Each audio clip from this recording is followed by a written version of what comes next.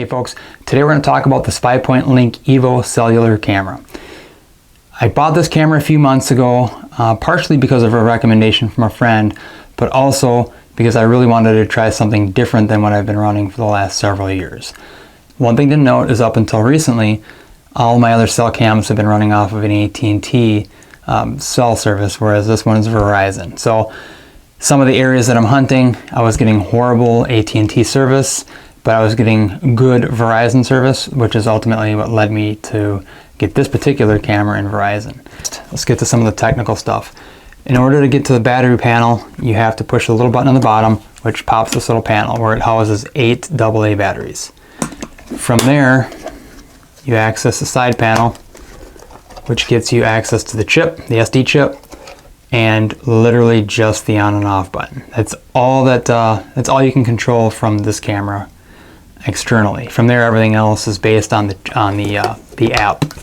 So let's jump into the app right now. Once you get into your app, you're going to want to click on this, the settings featured in the bottom, which will get you basic, cellular setup, advanced options, and other options. For the most part, this is just like any other camera. You've got access to the mode, whether it's photo or video, the delay, whether it's instant, 10 seconds, 1 minute, 3 minute, or 5 minute. Multi-shot, you've got the option to take 1 photo or 2. This is probably one of the only things that I dislike. Normally I like to take 3 or 4 pictures at a time. Here I've only had the option of 1 or 2, so naturally I set it to 2. The sensitivity, you got low, medium, and high. I change this depending on the wind in the area. Me, typically, I'll keep mine on medium.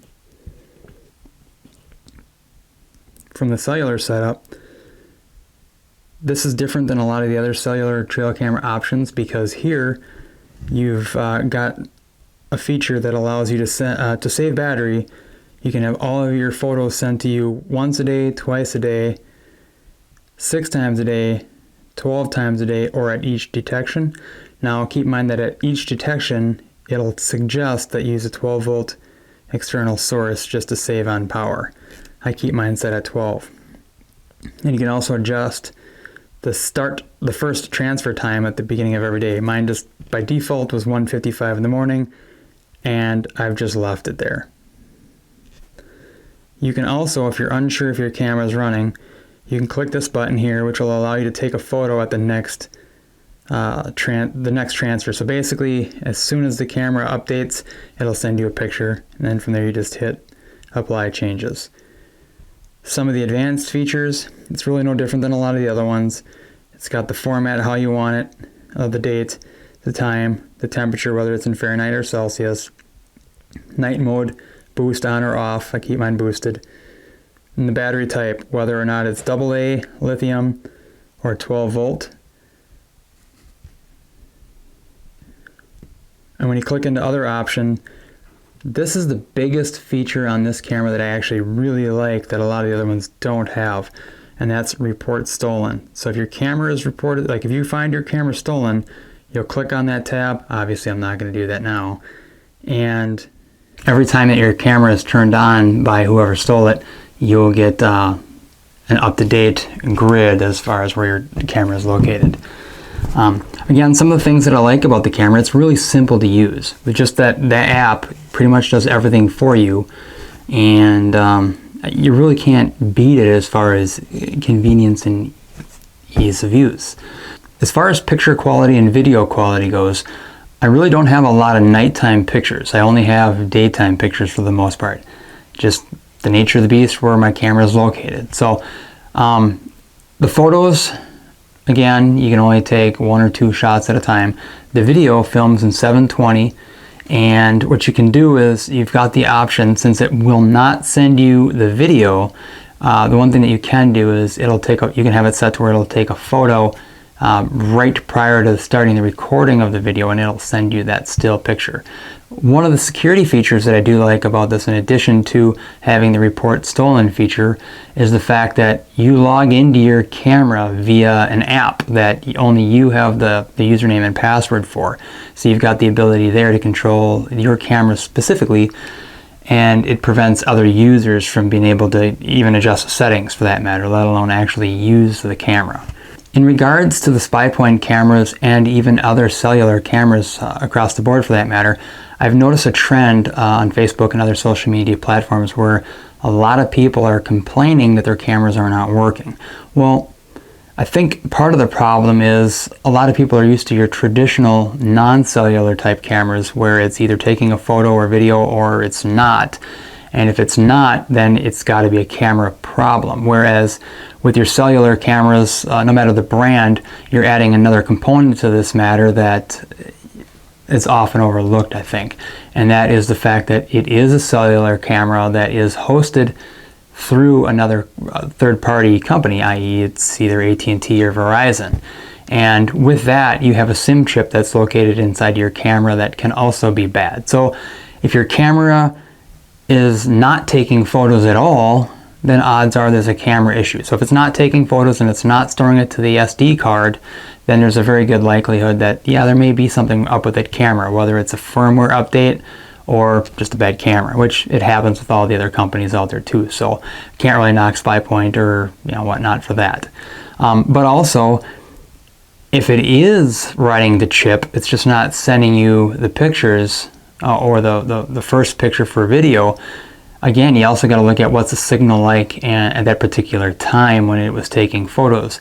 I know oftentimes, even with my phone where I'm running Verizon, I'll get into dead areas and sometimes I'll lose signal for no apparent reason, even in areas where historically I've had great service. It's just the nature of the beast with cellular service. So oftentimes I look for the best and try to find the solution first.